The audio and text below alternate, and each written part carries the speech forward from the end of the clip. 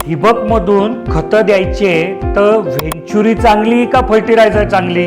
Fertiliser tank तर बघा, दोघी पण आपल्या जागी चांगलं आहे, पण व्हेंचुरीमध्ये अडचण काय येते की जे काही खत आहे ते पाण्यात विरघळवण्यासाठी तुम्हाला मेहनत करावी लागते. फर्टिलायझर टँकमध्ये काय असतं की एक टँक असते जिच्यात ते खतं टाकून द्यायचे असतात आणि ते पाण्यासोबत विरघळत पुढे जात राहतात. व्हेंचुरीमध्ये व्हेंचुरी जी काम करते ना, ही पाण्याच्या प्रेशर डिफरन्सवर काम करते. तर तिथे तो प्रेशर डिफरन्स करत असताना बऱ्याच वेळा मागे बॅक प्रेशर वगैरे येतं, पाईपलाईन फाटते फुटते, तुमच्या मोटरवर लोड येतो, मोटर गरम होते. पण फर्टिलायझर टँकमध्ये असं कुठलाही प्रेशर डिफरन्स तयार करायची गरज नसते.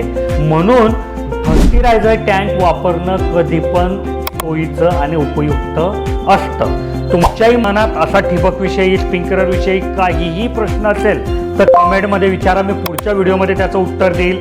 जर तुम्हाला ठिबक सिंचन करायचं आहे, स्प्रिंकलर करायचं आहे, मल्चिंग पेपर करायचं आहे, काही मनात प्रश्न आहे की बाबा कोणता वापरावा, काय त्याचा खर्च येईल, इन्स्टॉलेशन कसं करावं, मेंटेनन्स कसा करावा, तर यासाठी आमच्या इंजिनियरची टीम सकाळी 8 पासून संध्याकाळी 6 वाजेपर्यंत तुमच्या मदतीसाठी विनामूल्य उपलब्ध असते.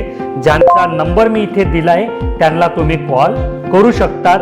आणि माझी ही मेहनत जर तुम्हाला आवडत असेल की बाबा शेतकरी दादाने जो काही प्रश्न विचारला त्याचं उत्तर मी देतो, तर तुम्ही व्हिडिओला लाईक करा, चॅनलला सबस्क्राईब करा आणि ही व्हिडिओ जास्तीत जास्त शेतकऱ्यांपर्यंत शेअर करा.